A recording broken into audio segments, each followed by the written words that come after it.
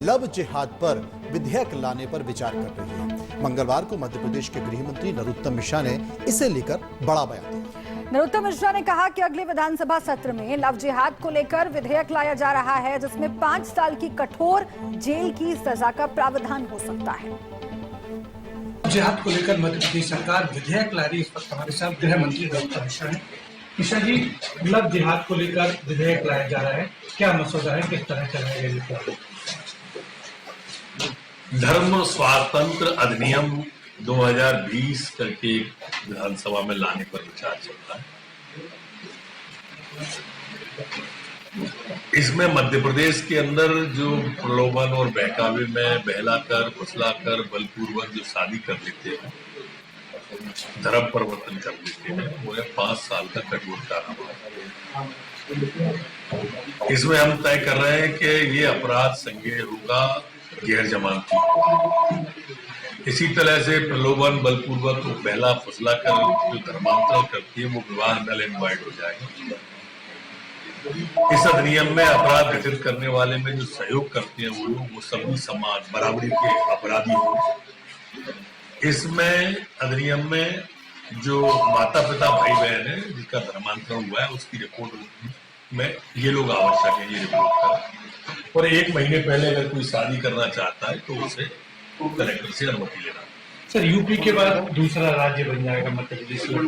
लगातार धर्मांतरण को लेकर शिकायतें भी हो रही थी, लेकिन अब राहत मिलेगी इस तरह जो है निश्चित रूप से राहत भी मिलेगी और ऐसे लोगों को हम कतई बर्दाश्त नहीं करेंगे जो इस तरह से धर्मांतरण कराते हैं। बिल्कुल, तो धर्मांतरण कराने वालों को कतई बर्दाश्त नहीं किया जाएगा। विधानसभा में ये विधेयक लव जिहाद को लेकर आने वाला है।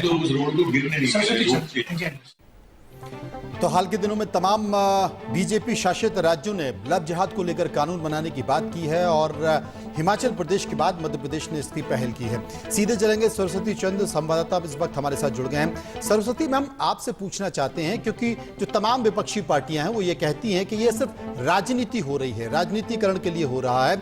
तो सबसे बड़ा सवाल इसमें यह है क्योंकि सरकार ने कहा है कि अगर आपको कोई शादी करनी है तो आप कलेक्टर के पास 1 महीने पहले उसकी एप्लीकेशन दे सकती हैं।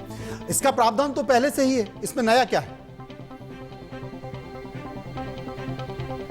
देखिए, मैं आपको बता दूं कि लगातार लव जिहाद के मामले मध्य प्रदेश में काफी बढ़ रहे थे। इसको लेकर संघ लगातार दबाव बना रहा था और बीजेपी की सरकार जब आई थी तो मुख्यमंत्री पहले ही कह चुके थे कि लव जिहाद या धर्म परिवर्तन जो लोग कराते हैं उनके खिलाफ सख्त कार्रवाई की जाएगी। इसको लेकर गृह मंत्रालय ने, गृह विभाग ने प्रस्ताव तैयार किया और वो प्रस्ताव अब मुख्यमंत्री के पास जाएगा और विधानसभा अगले महीने होने वाली है, जिसमें कि ये जो विधेयक लाया जाएगा उसमें साफ ये रहेगा कि लव जिहाद या धर्म करने वाले लोगों पर सख्त कार्रवाई होगी, उनको 5 साल की जेल होगी।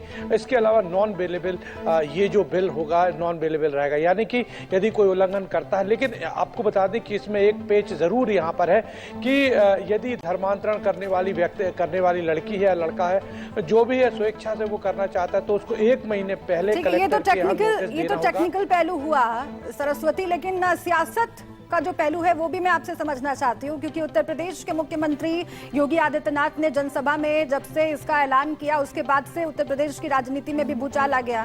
मध्य प्रदेश में क्या चल रहा है? क्या विपक्षी पार्टियां इसका विरोध कर रही हैं? किस तरीके से उनका रिएक्शन सामने आया है? देखिए, मध्य प्रदेश की बात करें तो मध्य प्रदेश में कांग्रेस अभी विपक्ष में है और वो इस मामले पर चूंकि सेंसिटिव मामला है वो बोलना नहीं चाहती। हालांकि जो लॉ मंत्री, जो लॉ मिनिस्टर रहे हैं, कानून मंत्री, पूर्व कानून मंत्री पीसी शर्मा, उनका ये कहना है लव शब्द ऐसा है, लव शब्द को कहीं भी बंधनों में नहीं बांधा जा सकता। उन्होंने ये बयान दिया है और कहा है कि बीजेपी सिर्फ बातें करती है और माहौल खराब करने की कोशिश है।